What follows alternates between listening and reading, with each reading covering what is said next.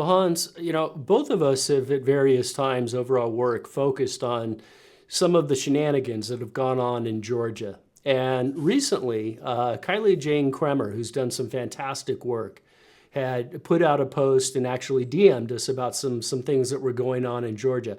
Specifically, once again, Georgia's Secretary of State, Brad Raffensperger, was soliciting private funds, 5 million in private funds from trial attorneys. And this money, by the way, is not tax deductible. So he's just looking out and out to raise $5 million to basically be able to push back on anybody who might challenge the results or the integrity of the election. And as we'll get into, this is particularly relevant. You might think, well, of course he wants to make sure the election's safe. No, what he's doing is he's pushing back on the 3 Republican members of the election board who simply wanted to make some basic changes that would ensure that the election was a little bit more safe. Now, these are all private emails. We only have clips of the emails, but we do have some evidence which proves, I think pretty conclusively, as we'll get into, that this is indeed very, very real. So with that, I'll turn it over to you to get us going. Yeah, it's very real and it's pretty scary on various levels. So let's start with the fact that Raffensperger appears to be acting in a private capacity. That's very odd because he's the Secretary of State there. So what is he doing running this separate entity? By the way, this entity is a 501c, Right. and it was when you establish these things, you basically have to say what it's for, and they use all the flowery language. They're protecting this year's election results. But then it goes a bit further, and it says that they want to identify local election officials who may not certify or attempt to interfere with those results. And they want to educate the public, and they want to support lawsuits to force election officials to uphold their supposed legal duties. They want to defend election officials who are harassed or targeted and so on. So, and it's the language is some of it is flowery, some of it is pretty scary. So again, number one, he's acting in a private capacity. Number two, when you look at this election defense fund, this 501c, that's like the mob. That's what they're kind of in. That's another word for what they're doing here. They're trying to intimidate people. So they're collecting all this money in order to go out there and intimidate people, harass people, and so on. They say they want to protect the ones being harassed, but what is actually being said, as we just looked at, is they want to harass the ones they don't like. They want to harass the ones that don't toe the line.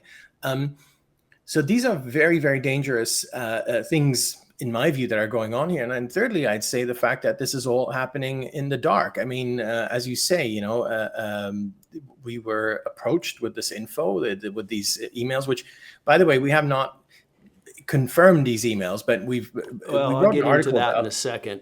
Right. I mean, there are several data points that suggest that this is real, but this would be my third point: the fact that this is all taking place kind of in the dark. And I think this leads us to a much wider point, but we'll get to that later. I'll stop it here. But of course, that wider point that we absolutely have to discuss is that this is not the first time that Raffensperger is up to very shady stuff. Not at all.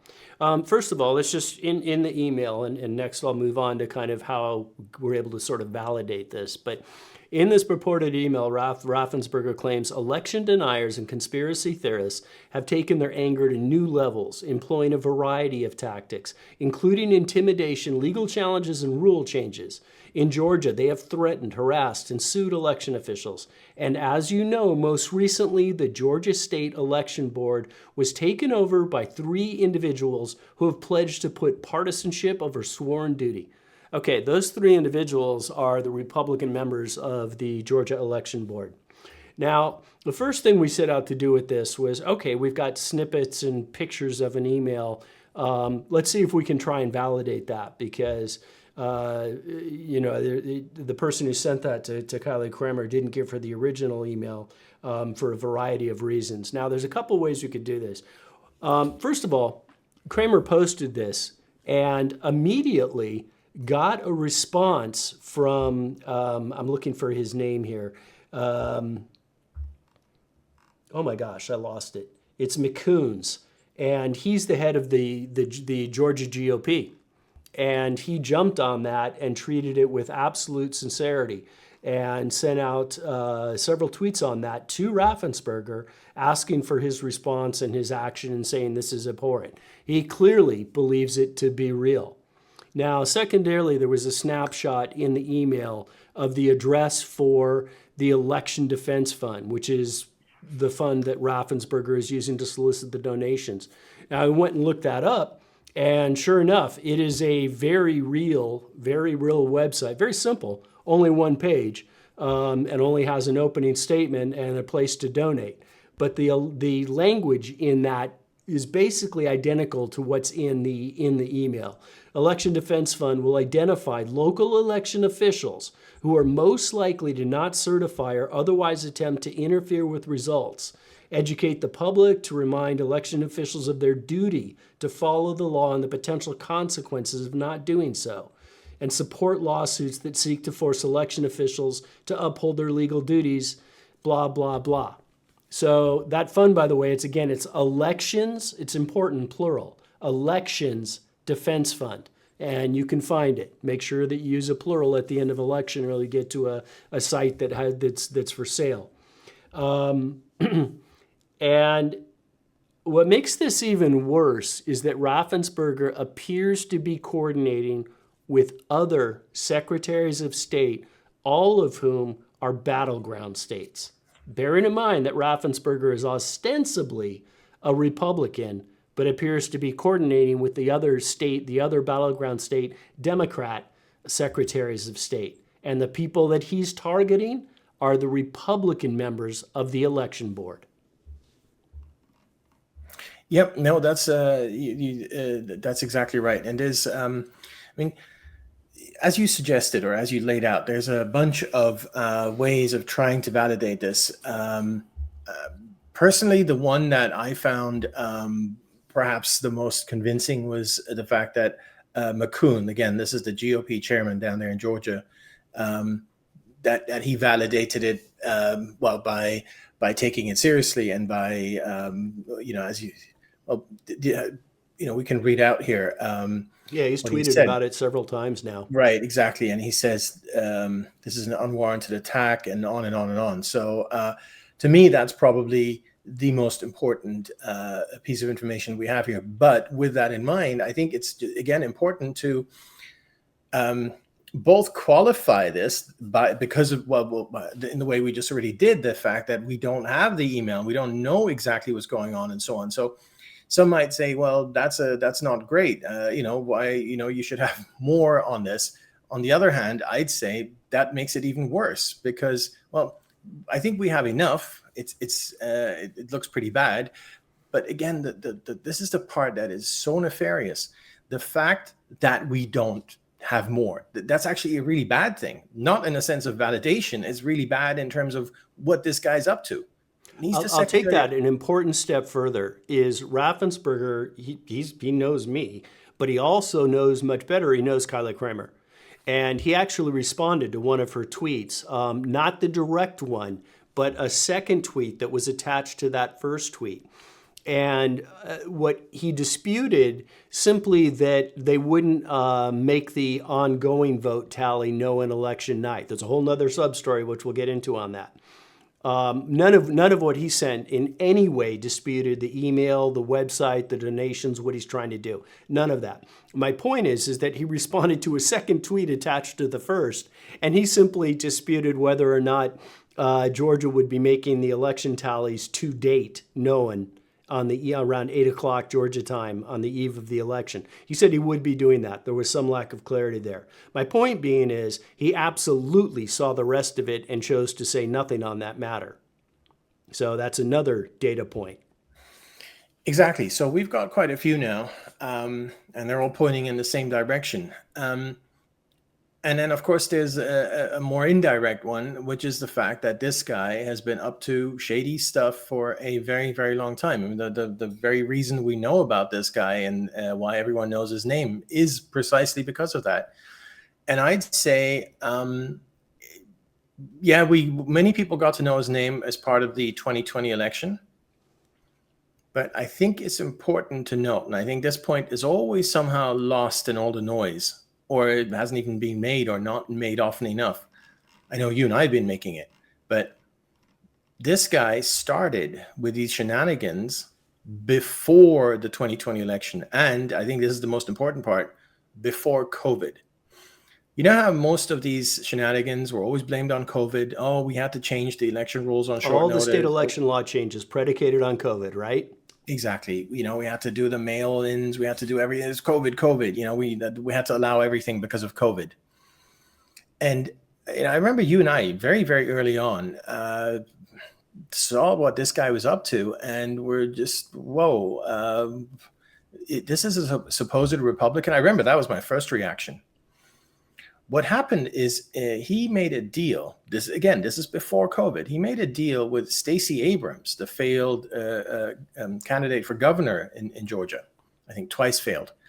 He made a deal with her that the Georgia elections officials would no longer do a number of things. So one of the things, for instance, was the signature verification. Big deal, right? And we all talk about it in terms of COVID, and it didn't happen and so on. But again, his deal with Abrams, Raffensperger Abrams, was before COVID. This is the part that I think just needs to kind of get out there more. The fact that because it shows that it wasn't about, this wasn't just COVID, it wasn't just an excuse or whatever. This is what this guy's been doing for a long, long time. Specifically, I mean, he did a lot of there's a whole catalog of things that he made a deal with Abrams on.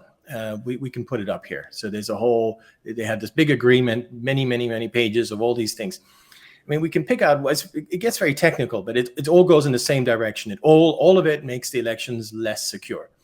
Let's pick out one here. I mean, again, coming to signatures, it used to be the case that if an election worker saw that the signatures didn't match, they could just set it aside, flag it, and then get to the next one. But they introduced this new thing where they had to escalate it, and then there had to be a committee and so on and so forth. We're talking about one single signature, which of course then completely disincentivizes people from doing that. They're like, well, close enough, just kind of move on to the next one.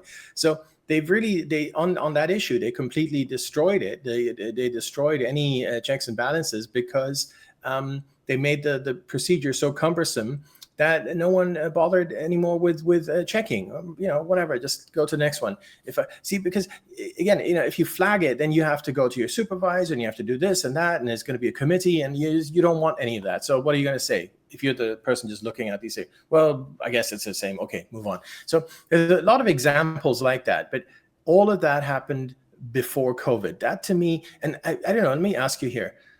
I have never been able to put my finger on why exactly is this guy doing all this stuff. I mean, nominally he's a Republican, but what is it that made him do that? And of course, we haven't even talked about 2020, and then of course what he's doing now. I mean, what's driving this guy? Well, I don't know that I know the complete answer to that. I know that I don't know the complete answer to that, but I do know that he's acted very, very strangely ever since Georgia switched over to the Dominion voting systems in July 19. For those that aren't aware, there's been ongoing lawsuits in that, of which he has fought back as hard as he possibly can, tooth and nail. The other thing is, you keep mentioning that Raffensperger, surprises, his actions are surprising for a Republican, and I would second that wholeheartedly. Raffensperger has always kind of held himself up as this paragon of election virtue. And yet, if you look at his actions, you just went over the pre-election examples with Stacey Abrams. If you look at his post-election actions in the aftermath, when everybody was questioning things, those are unbelievable. He lied repeatedly and misrepresented things to the public. He claimed that he'd had a complete audit done and that it found everything was fine. Yet the only thing that audit did was actually verify that the equipment was good to be used by the secretary, was certified to be used by the Secretaries of State office. A very different outcome from the way he portrayed it. He said that they did a complete risk limiting audit on everything. They did an audit, but there's a problem with a risk limiting audit is the kind of scientifically approved method to basically certify that everything's fine.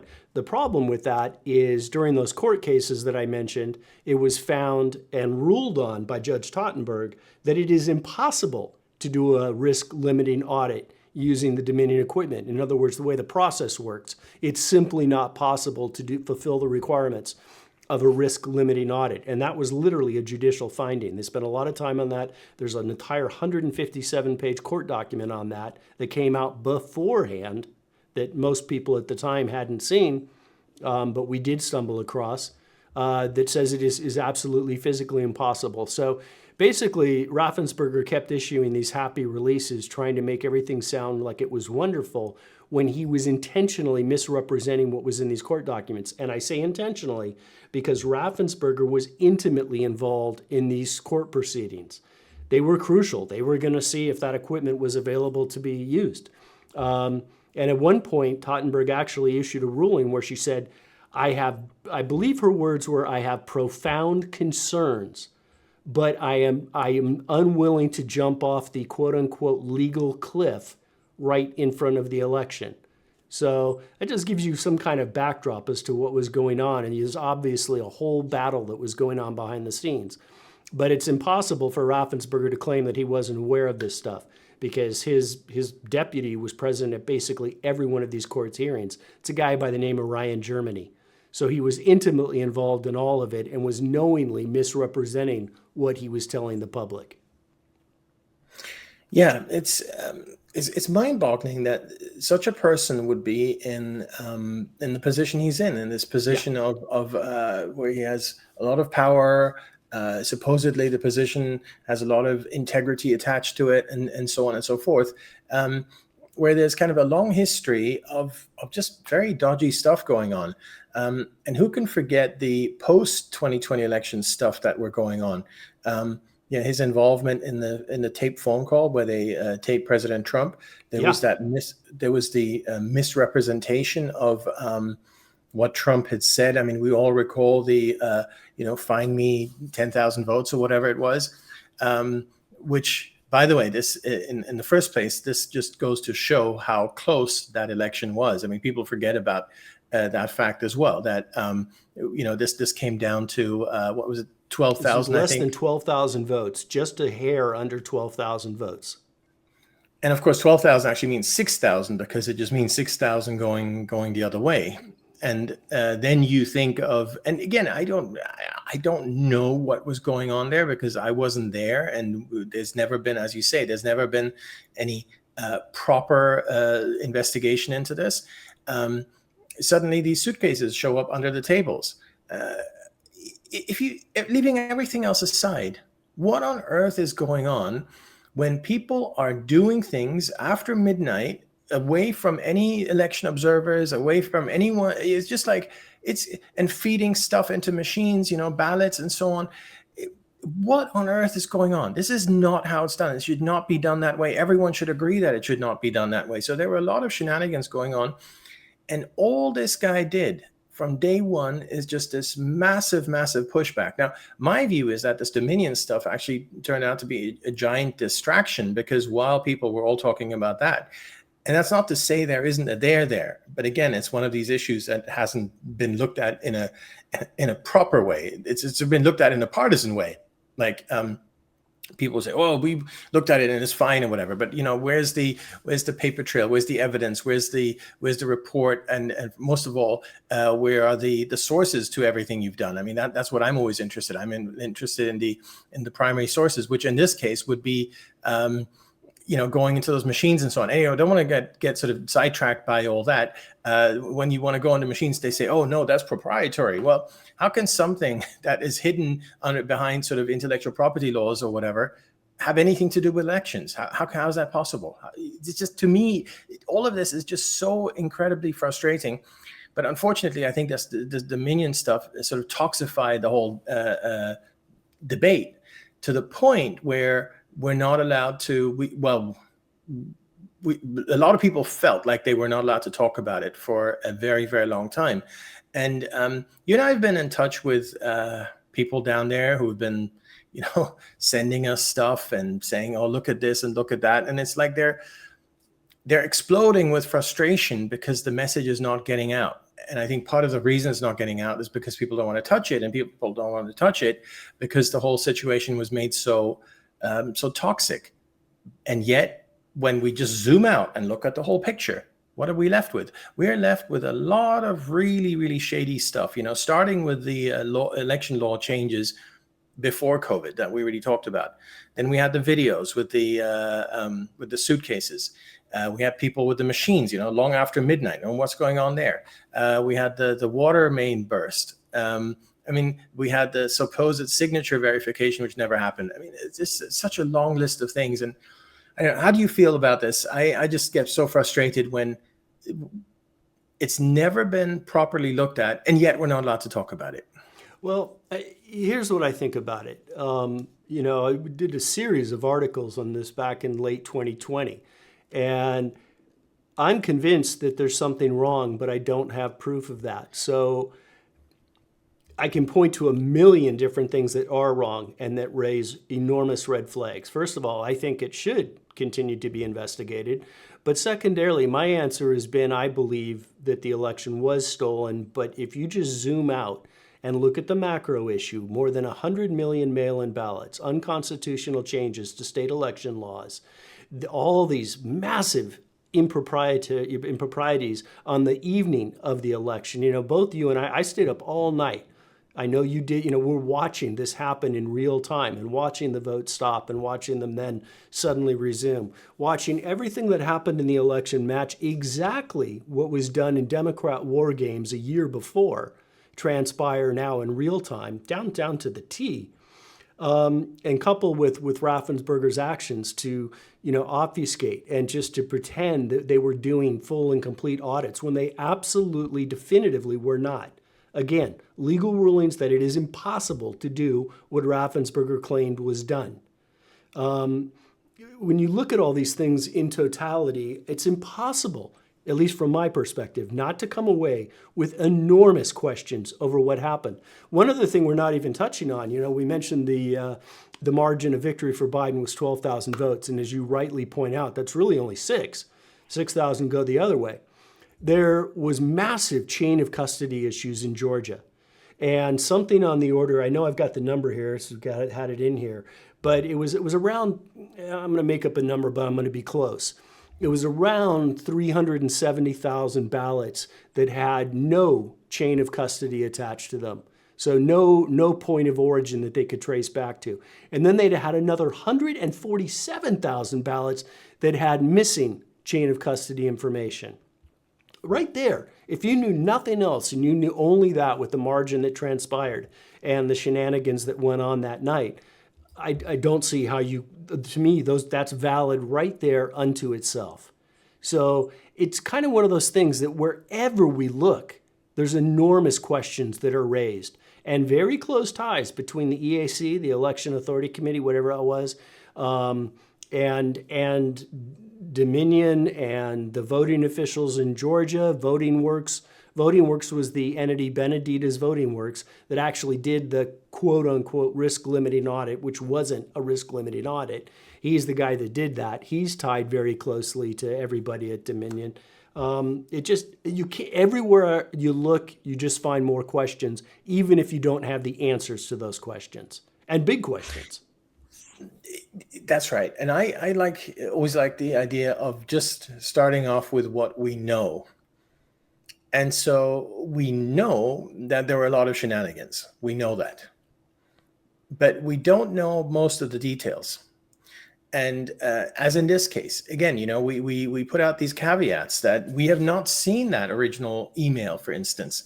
We were given it, and then we looked at various other data points, which all suggest that this is a real thing. But again, my frustration is that we know there's shenanigans, but then it's so difficult to penetrate to that, next level.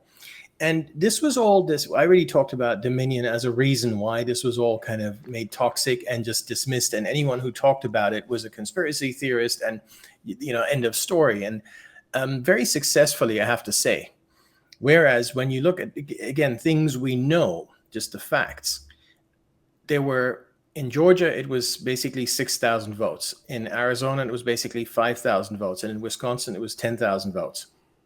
If those had gone the other way, Trump would have remained as president. Now, what have we heard so many times? Oh, there's no widespread election fraud. And then, of course, tied in with this, oh, it's a conspiracy theory and so on.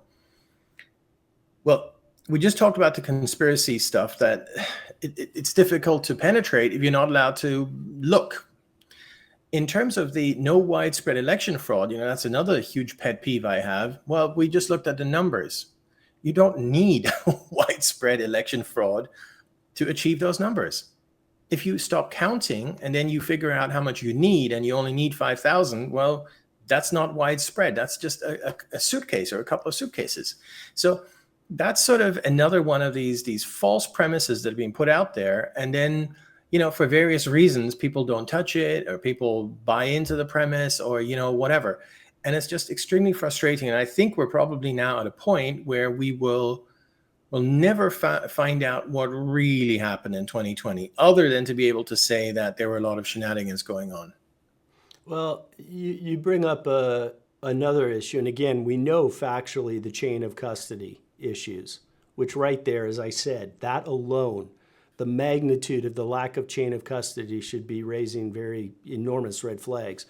But it also touches on another element that's going to be transpiring in this election, is Raffensperger has talked about out-of-state ballots, people that are overseas, service members and their family, etc. And I'm a little surprised at the magnitude of the number, but it was also large in the 2020 election. And I believe he sent out a tweet, I don't know, maybe a week or so ago, where he said so far about 21,000 requests for overseas ballots have been received. And oh, by the way, that's going to cause a problem for Georgia, and they're not going to be able to deliver a final tally magically until the following Friday, 3 days later. Now, there's maybe a good reason why there's an extra few days allotted. I haven't heard that. I don't know why that would necessarily apply. I know that they did do exactly that in the 2020 election. But right there, that alone, yet another, a delay in final reporting to allot for an undetermined number of ballots that are going to be coming in from overseas is another area that I think has a lot of people kind of got their radar up, like, what's going on? Why can't we just determine results on the day of the election or the morning of the next, whatever, like every other country seems to be able to do if they want to do it? Those final words are really the crux of the matter. Yeah. The idea that you can send in stuff and that it can arrive after election day and that it's still valid. And I'm not even talking about the post stamp issue. That's a separate issue. That Right. Again and again, you had these state officials as well as certain judges come out and say, oh, it doesn't matter if it didn't have a stamp or whatever. Ridiculous. But I take that even a step further. If you are going to inconvenience everyone by voting from not in person at the polling station, then you have to make sure that your vote is there on election day. That's your duty. But the point is that things have gotten so completely out of whack that you got all these things going on which are completely abnormal, and yet we're all supposed to accept them as being completely normal. And of course, it always comes back to, oh, every vote must count. That whole thing. You look at talking about Georgia. Did you see Jimmy Carter voting the other day? I have so many questions about that. The guy was just completely not with it. But every vote counts. To start off with, who filled in that thing? Is he compos mentis? Who did all that? And then the fact that they're announcing it, I don't even know who, are they his family or whatever, and they were making a big deal out of it. That in and of itself says that other people are in charge of this process. So in a way, other people have seized this guy's right to vote and this guy's vote to make a big deal out of it. Not him. Other people are running that show. That's very problematic. So, but you have that in so many other circumstances. You see that so much now where people vote for their, whoever, because of all this mail-in stuff. And that gets me to another point, which you haven't talked about at all yet, and that's not just Georgia, but that's just not talked about at all. When you look at the history of democracy and the history of elections and so on, the most important part of it, the overriding point of the entire thing, is secrecy. That's the whole point. If there's no secrecy, then it's not democracy. Then it's not proper elections, because then you can have thugs make you do certain things. You can, like, look at the old Eastern European countries, the old communist countries. They had elections, but if you dare to vote against the ruling party, you'd be in a lot of trouble. So you didn't do that. That's why the secrecy is so important. But of course, by doing all this mail-in and doing the harvesting and doing all this rubbish, well, it's more than rubbish. It's corrupt in my view. You destroy the system. You corrupt the system. You break the system. So now we're not even just talking about Democrat operatives running around collecting mail-ins and filling them in and whatever. I'm sure that goes on as well. But we're even just talking on a very basic level where a household gets sent a whole bunch of these ballots. Let's assume they're all legitimate. And then someone in that household, whoever has the power of the purse or whatever other power, violence, whatever it is, all kind of, I don't know what goes on in other people's homes, right? Determines that everyone in that family is going to vote for him or her or whatever, because it's an open thing. You're all sitting at the dining table and it's there and other people can see what you're doing. So the wife might coerce the husband might coerce the wife, all kinds of possible ways of looking at it. Anyway, none of that should be allowable. That all of that goes totally against the idea of democracy. And yet we are here where it's not only allowable, it's celebrated. Oh, everyone gets a vote. Well, no, that's not the way it was meant. There was a tweet that was sent yesterday or the day before, and it was by some woman who took a picture of her son voting. And she was, my baby boy is finally old enough to vote for Kamala. And the kid looked miserable. And it was obviously, maybe he intended to vote for Kamala. I don't know. But it was, that was an example of coercion. Is here he's got his mother predetermined that he's going to vote for Kamala, and God forbid he didn't fill out the right bubble, and she's taking a picture of it. It's that kind of thing that you're sort of talking about, but on a grander scale. One other thing I wanted to mention, well, there's two things I want to mention, but one we hadn't even gotten to yet. We mentioned about Raffensperger being upset with these three Republicans, but we didn't tell folks what these three Republicans were trying to do. And they took a vote, and what they voted for, and legitimate voted, they have the right to do it, they're on the election board. They voted in favor of requiring a hand count of all ballots to ensure that the number of physical ballots equaled the machine count total. That's all they were trying to do. Raffensperger had a heart attack about that. He, in advance of the vote, knowing that it was coming up, he issued a formal statement claiming that, quote unquote, activists seeking to impose last-minute changes in election procedures outside of the legislative process undermine voter confidence. Now, first of all, I find it kind of odd that for a supposed Republican Secretary of State to be referring to his election board members as activists strikes me as a little strange. But he wasn't done. Raffensperger then rushed to CNN, where he said that the election board wants to take us back in time and that we're not going to allow that, not on my watch. Again, bear in mind that the vote was simply to make sure that the vote tallies matched. Then lawsuits were immediately filed. They took it to court, and court shot that vote down. So that's what this brouhaha was all about. And again, I find the actions by Raffensperger to be very, very strange. There's another data point as well, and this one comes by Michigan Secretary of State Jocelyn Benson, who gave some information during an appearance on the Midas Touch podcast that was uncovered by Kylie Kremer. So again, I want to make sure we're giving a big shout out because Kylie Kremer has really done phenomenal work on focusing in on this.